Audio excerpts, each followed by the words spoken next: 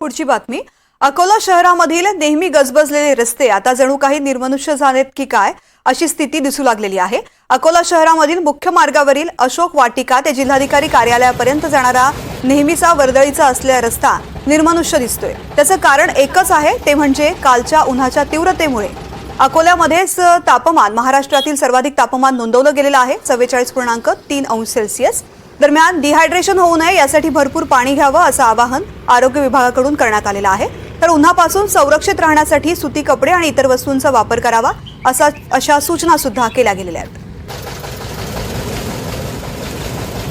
याबाबतचा आढावा घेतलाय माझे सहकाऱ्यांनी. पाहूया. अकोला जिल्हाधिकारी कार्यालयाचा हा रस्ता नेहमी गजबजलेला असतो. आपण या ठिकाणी पाहू शकता, हा रस्ता नेहमी गजबजलेला असतो. मात्र आता जणू काय हा रस्ता निर्मनुष्यच झाला का असं दिसून येत आहे. या रस्त्यावर नेहमी वर्दळ असते आणि या रस्त्यावर आज रोजी कुठलीही वाहतूक दिसून येत नाही. याचं कारण नेमकं उन्हाची तीव्रता, आणि उन्हाची तीव्रता दिवसेंदिवस वाढतच चाललेली आहे. अकोला जिल्ह्यात 44.2 डिग्री सेल्सिअस पर्यंत तापमान आतापर्यंत गेलेलं आहे आणि महाराष्ट्रातील सर्वाधिक तापमान म्हणून अकोल्याची नोंद झालेली आहे.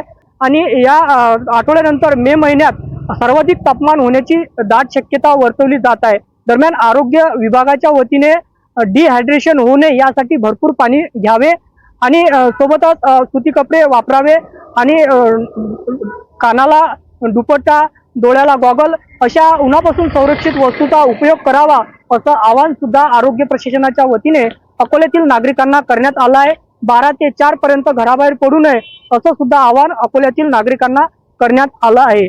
दरम्यान आता अकोल्याचं तापमान मोठ्या प्रमाणात वाढतच चाललेलं आहे. यावर अकोलेकरांनी सावधगिरी बाळगावी असं आवाहन जिल्हा प्रशासनाच्या वतीने सुद्धा केले जात आहे. कॅमेरा पर्सन चारू दत्त सोटेसह योगेश सिरसाट, NDTV मराठी, अकोला.